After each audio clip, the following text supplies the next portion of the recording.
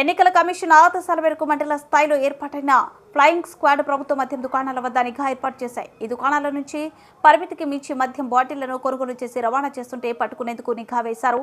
నంద్యాల పట్టణంలోని చెరువు కట్ట వద్ద వాహనాలను తనిఖీ చేశారు. అనంతరం ప్రభుత్వ మద్యం దుకాణాలతో పాటు పూర్వపు బెల్ట్ షాపుల నిర్వాహకులపై కూడా ఫ్లయింగ్ స్క్వాడ్ అధికారులు దృష్టి సారించారు. మండల ఫ్లయింగ్ స్క్వాడ్ అధికారులు ఇతర సిబ్బంది రాత్రులు మద్యం విక్రయాలపై మరింత నిఘా పెంచారు.